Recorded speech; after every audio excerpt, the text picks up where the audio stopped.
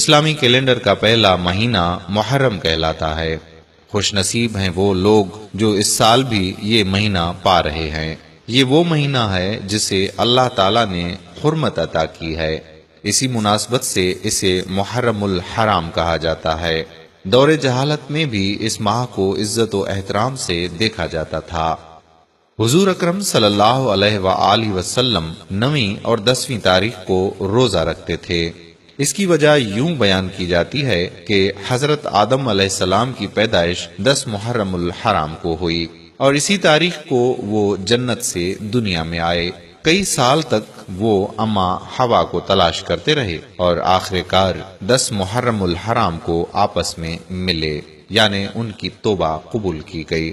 اللہ تعالیٰ کے سب مقرب فرشتے، قروہ ارض کی تخلیق، زمین پر پہلی بار بارش کا ہونا، حضرت ایوب علیہ السلام کو شفا ملنا، حضرت یونس علیہ السلام کا مچھلی کے پیٹ سے باہر آنا اور حضرت موسیٰ علیہ السلام کو کوہ طور پر جا کر شریعت کا ملنا اور پھر اس کے چند سالوں کے بعد اپنی قوم کو فرعون کے چنگل سے آزادی دلانے میں کامیاب ہوئے، تو اس دن بھی 10 محرم ہی تھا۔ یہودیوں کے لیے بھی 10 محرم کا دن بہت متبرک ہے۔ اس دن یہودی بھی روزہ رکھتے ہیں اور خوشیاں مناتے ہیں۔ جب حضور پاک صلی اللہ علیہ وآلہ وسلم مدینہ تشریف لائے تو آپ صلی اللہ علیہ وآلہ وسلم نے دیکھا کہ یہودی 10 محرم کا روزہ رکھتے ہیں۔ آپ صلی اللہ علیہ وآلہ وسلم نے مسلمانوں سے فرمایا کہ وہ 9 اور 10 محرم کے روزے رکھا کریں تاکہ ان سے تفریق ہو۔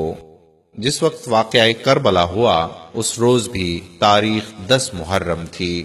حضرت امام حسین رضی اللہ تعالی عنہ نے 10 محرم الحرام 61 ہجری کو عظیم قربانی دی، جس کو 1400 سال گزر گئے ہیں مگر یہ آج بھی اپنی تر و تازگی برقرار رکھے ہوئے ہے۔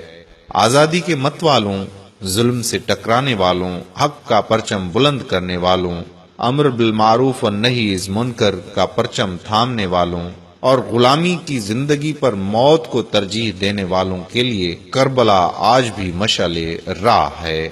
تحریک کربلا میں ہر مذہب و مسلک اور زندگی کے ہر شعبے کے افراد کے لیے یکساں رہنمائی فراہم کرتی ہے۔ اس تحریک میں 6 ماہ کے بچے سے لے کر 80 سال کے بوڑھے تک اور پاک باز بیویوں کے تاریخ ساز کردار سے صفحات بھرے پڑے ہیں۔ غیر مذہب اور جاہل معاشرے میں جو جانوروں کے پانی پینے پلانے پر طویل جنگوں میں مصروف رہتے تھے وہ بھی اس ماہ میں جنگ نہیں کرتے تھے۔